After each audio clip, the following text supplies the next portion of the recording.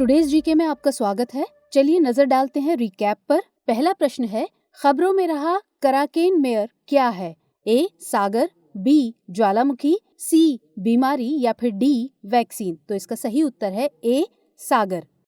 दूसरा प्रश्न, 24वें हुनर हाट का आयोजन कहाँ किया जा रहा है? ए कानपुर, बी लखनऊ, सी प्रयागराज या फिर डी वाराणसी। तो इसका सही जवाब है बी लखनऊ। तीसरा प्रश्न, बीते दिनों श्रम शक्ति पोर्टल किस मंत्रालय द्वारा लॉन्च किया गया? ए श्रम एवं रोजगार मंत्रालय, बी ग्रामीण विकास मंत्रालय, सी जनजातीय मामलों के मंत्रालय या फिर डी पंचायती राज मंत्रालय। तो इसका सही आंसर है सी जनजातीय मामलों के मंत्रालय।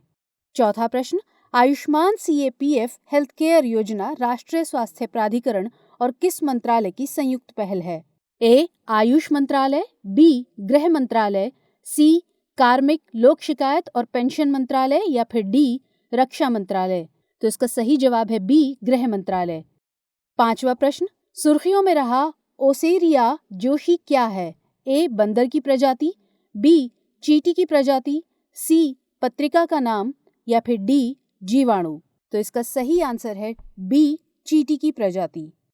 छठा प्रश्न, हाल ही में केंद्रीय मंत्री अमित शाह ने पूर्वोत्तर परिषद के 69वें पूर्ण सत्र का उद्घाटन कहाँ किया? ए गुवाहाटी, बी अगरतला, सी कोहिमा या फिर डी शिलोंग। तो इसका सही उत्तर है डी शिलोंग। सातवां प्रश्न, भारत का सबसे बड़ा मल्टी मॉडल लॉजिस्टिक्स पार्क किस राज्य में बनाया जाएगा? ए उत्तर प्रदेश, बी महाराष्ट्र, सी गुजरात या फिर डी राजस्थान। तो इसका सही आंसर है सी गुजरात। आठवां प्रश्न, निम्नलिखित में से किस भारतीय गणितज्ञ को 2021 के माइकल एवं शीला हेड पुरस्कार का संयुक्त विजेता घोषित किया गया है? ए विद्युत मोहन, बी RD शर्मा, सी KC सिन्हा या फिर डी निखिल श्रीवास्तव। तो सही जवाब है डी निखिल श्रीवास्तव। नवा प्रश्न, खबरों में रही भारतीय रेलवे की सबसे लंबी मालगाड़ी का नाम क्या रखा गया है? ए वासुकी, बी वैभव, सी सुपर एनाकोंडा या फिर डी वीणा। तो इसका सही जवाब है ए वासुकी। 10वां और अंतिम प्रश्न, हाल ही में किस देश में भारतीय दूतावास ने ललित ताना कार्यक्रम के 10वें संस्करण का आयोजन किया? ए इंडोनेशिया, बी मलेशिया, सी श्रीलंका या फिर डी मेडागास्कर। सही जवाब है डी मेडागास्कर। अब बारी है कल पूछे गए अभ्यास प्रश्न की। अगले महीने होने वाले हिंद महासागर क्षेत्र के रक्षा मंत्रियों के कॉन्क्लेव की मेजबानी कौन सा देश करेगा?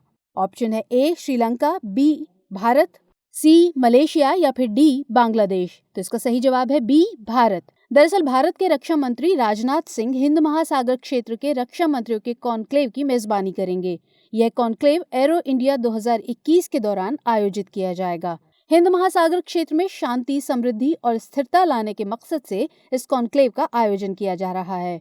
एरो इंडिया 2021 का आयोजन 3 से 5 फरवरी तक बेंगलुरु में किया जाएगा। आपको बता दें कि एरो इंडिया एशिया की सबसे बड़ी एरोस्पेस प्रदर्शनी मानी जाती है। हमारे वीडियो अंग्रेजी में देखने के लिए फॉलो करें हमारा ही दूसरा YouTube चैनल दृष्टि IAS इंग्लिश। चलिए अब बारी है आज के पहले प्रश्न की। नेशनल गर्ल चाइल्ड डे कब मनाया जाता है? ऑप्शन है ए 23 जनवरी, बी 24 जनवरी, सी 25 जनवरी या फिर डी 27 जनवरी। तो इसका सही जवाब है बी 24 जनवरी। दरअसल नेशनल गर्ल चाइल्ड डे हर साल 24 जनवरी को भारत में मनाया जाता है। इसका मकसद लड़कियों के साथ होने वाले भेदभाव को उजागर करना एवं अधिकार के बारे में जागरूकता फैलाना आदि है। यह दिवस महिला एवं बाल विकास मंत्रालय की पहल है और इसकी शुरुआत 2008 में की गई थी। गौरतलब है कि इस दिवस के शुभ अवसर पर सृष्टि गोस्वामी को एक दिन के लिए उत्तराखंड का मुख्यमंत्री बनाया गया। इस अवसर पर उत्तर प्रदेश सरकार ने नायिका नामक कार्यक्रम की घोषणा की, जिसके तहत मेधावी लड़कियों को एक दिन के लिए जिला में प्रमुख पद संभालने का मौका दिया गया। इस अवसर पर मध्य प्रदेश सरकार ने गर्ल चाइल्ड के विकास एवं सशक्तिकरण के लिए पंख अभियान लॉन्च किया। पंख में पी का मतलब है प्रोटेक्शन यानी सुरक्षा, ए का मतलब है अवेयरनेस यानी जागरूकता, एन का मतलब है न्यूट्रिशन यानी पोषण, के का मतलब है नॉलेज यानी ज्ञान और एच का मतलब है हेल्थ यानी स्वास्थ्य। अब बारी है दूसरे प्रश्न की। निम्नलिखित में से किसे सुभाष चंद्र बोस आपदा प्रबंधन पुरस्कार 2021 के लिए चुना गया है?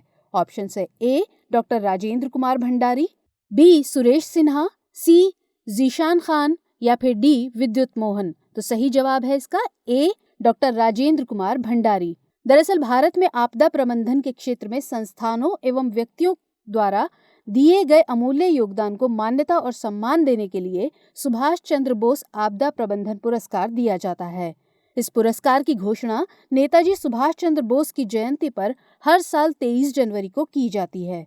वर्ष 2021 के लिए व्यक्तिगत श्रेणी में डॉक्टर राजेंद्र कुमार भंडारी, जबकि संस्थानों की श्रेणी में sustainable environment and ecological development society को इस पुरस्कार के लिए चुना गया है। इस पुरस्कार में संस्थान को 51 लाख रुपए नकद और एक प्रमाण पत्र, जबकि एक व्यक्ति को 5 लाख रुपए और एक प्रमाण पत्र दिया जाता है। डॉक्टर राजेंद्र कुमार भंडारी को भारत में सामान्य भू खतरों और विशेष रूप से भूस्खलन पर वैज्ञानिक अध्ययनों की नींव रखने के लिए जाना जाता है।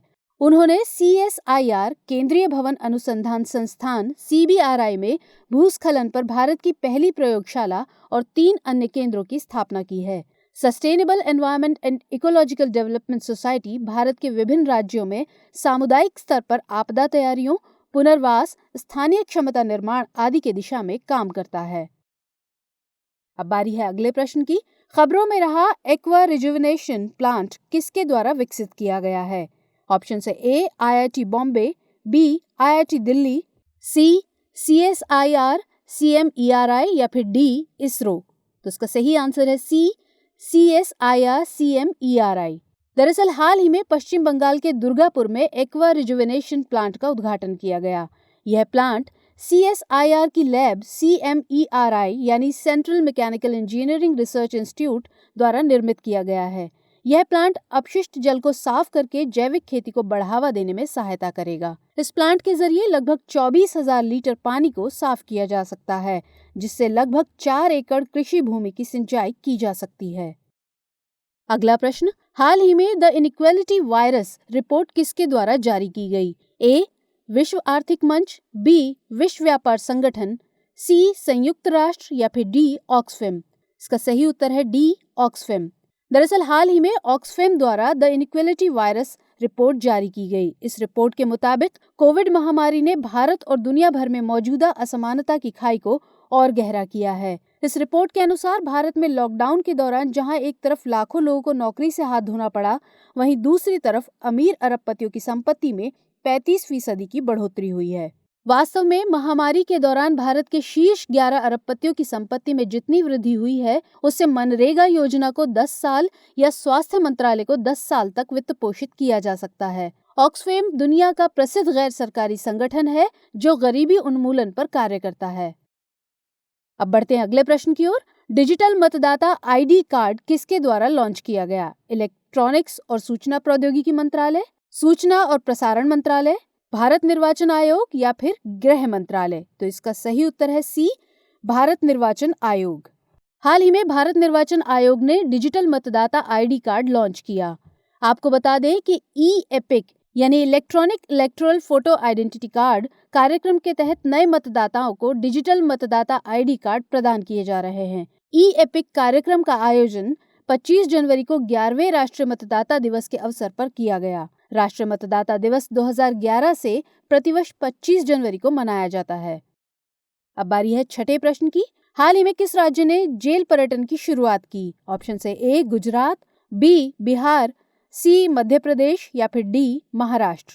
इसका सही आंसर है डी महाराष्ट्र। दरअसल हाल ही में महाराष्ट्र राज्य ने गणतंत्र दिवस से जेल पर्यटन की शुरुआत करने की घोषणा की है। महाराष्ट्र राज्य में जेल पर्यटन की शुरुआत के लिए पहले चरण में 150 साल पुरानी यरवदा जेल को चुना गया है। यरवदा जेल में अनेकों स्वतंत्रता सेनानियों को ब्रिटिश सरकार द्वारा बंदी बनाकर रखा गया था, जिनमें महात्मा गांधी, लोकमान्य तिलक, पंडित जवाहरलाल नेहरू, सरदार पटेल, सरोजिनी नायडू और मोतीलाल नेहरू शामिल हैं।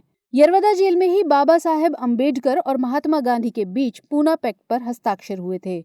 जेल में पर्यटन के लिए दोपहर से शाम के 3 बजे तक का समय रखा गया है। पर्यटन के दिन अधिकतम 50 पर्यटकों को जेल में घूमने का मौका मिलेगा। आज का अगला प्रश्न है, विश्व का सबसे बड़ा सफेद मगरमच्छ पार्क किस देश में स्थित है? ऑप्शन है ए पाकिस्तान, बी मेडागास्कर, सी भारत या फिर डी श्रीलंका? तो इसका सही जवाब है सी, भारत। दरअसल भारत के ओडिशा राज्य में विश्व का सबसे बड़ा सफेद मगरमच्छ पार्क स्थित है। ओडिशा राज्य का भितरकनिका राष्ट्रीय उद्यान दुनिया का सबसे बड़ा सफेद मगरमच्छ पार्क है और यह केंद्रपाड़ा जिले में स्थित है। गौरतलब है कि भितरकनिका राष्ट्रीय उद्यान हरे भरे इकोतंत्र के लिए जाना जाता है और यह उद्यान ब्राह्मणी और वैतरणी नदी के ज्वार नदमुख क्षेत्र में स्थित है। अगला प्रश्न, हाल ही में किस राज्य ने उद्यम सारथी ऐप लॉन्च किया? ऑप्शन है ए बिहार, बी गुजरात, सी महाराष्ट्र या फिर डी उत्तर प्रदेश। सही जवाब है डी उत्तर प्रदेश। हाल ही में उत्तर प्रदेश राज्य ने उद्यम सारथी ऐप लॉन्च किया। इस ऐप को उत्तर प्रदेश के 71वें स्थापना दिवस के अवसर पर लॉन्च किया गया। उत्तर प्रदेश सरकार का उद्देश्य राज्य को उच्चतम रोजगार दर के साथ सबसे अधिक विकसित राज्य बनाना है। यह ऐप युवाओं को स्वरोजगार की खोज में मदद करेगा और युवा केंद्र और राज्य सरकार के विभिन्न विभागों में विभिन्न प्रकार के व्यवसाय के अवसर प्रदान करेगा। यह ऐप उन महिलाओं और किसानों को भी लाभान्वित करेगा जो स्वरोजगार के अवसर तलाश रहे हैं। आपको बता दें कि उत्तर प्रदेश को 24 जनवरी 1950 को राज्य के रूप में मान्यता दी गई थी। आज का 9वां प्रश्न है, पूंजीगत प्रोजेक्ट के लिए अतिरिक्त राशि पाने वाला भारत का पहला राज्य कौन सा है? ऑप्शन से ए केरल, बी महाराष्ट्र, सी मध्य प्रदेश या फिर डी गुजरात। तो इसका सही उत्तर है सी मध्य प्रदेश। पूंजीगत प्रोजेक्ट के लिए अतिरिक्त राशि पाने वाला भारत का पहला राज्य मध्य प्रदेश है। 660 करोड़ रुपए की अनुमानित लागत वाली पूंजी परियोजनाओं की एक सूची को व्यय विभाग द्वारा मंजूरी दी गई है। यह पूंजीगत व्यय one nation one ration card reforms, ease of doing business reforms और अर्बन लोकल बॉडीज रिफॉर्म्स के लिए राज्य को आवंटित किया गया है। स्वीकृत परियोजनाओं के लिए स्वीकृत राशि का 50% मध्य प्रदेश को जारी कर दिया गया है। आपको बता दें कि पूंजीगत व्यय के लिए राज्यों की सहायता की योजना की घोषणा 12 अक्टूबर 2020 को वित्त मंत्री द्वारा भारत पैकेज के रूप में की गई थी। आज का 10वां और अंतिम प्रश्न है, खबरों में रहा थिकसे मठ किस राज्य या केंद्र शासित प्रदेश में स्थित है? ऑप्शन से ए जम्मू एवं कश्मीर, बी लद्दाख, सी बिहार या फिर डी उत्तराखंड। सही जवाब है बी लद्दाख। खबरों में रहा थिकसे मठ लद्दाख में स्थित है। यह लेह जिले के थिकसे में एक पहाड़ की चोटी पर स्थित है। दरअसल ऐसा पहली बार है जब लद्दाख की झांकी गणतंत्र दिवस में भाग लेगी। इस झांकी में थिकसे मठ को दर्शाया जाएगा जो कि क्षेत्र के प्रमुख पर्यटक स्थलों में से एक है। झांकी में लेह के पास हानले में स्थित भारतीय खगोलीय वेधशाला भी होगी। इसके अलावा अन्य प्रदेशों की झांकियों में राम मंदिर, श्री गुरु तेग बहादुर के बलिदान, केदारनाथ आदि को प्रदर्शित किया जाएगा। अब बारी है हमारे आज के अभ्यास प्रश्न की। हाल ही में संयुक्त राष्ट्र द्वारा आर्थिक सामाजिक मामलों पर उच्च स्तरीय सलाहकार बोर्ड में किस भारतीय को नामित किया गया? ऑप्शन है ए कौशिक बसु, बी सोनल वर्मा, सी जयति घोष या फिर डी अरविंद सुब्रमण्यम। तो इस प्रश्न का उत्तर कमेंट सेक्शन में देना ना भूलें। मुलाकात होगी अगले प्रोग्राम में, लेकिन जाने से पहले आप सभी को देश के 72वें गणतंत्र दिवस की अग्रिम शुभकामनाएं। जय हिंद।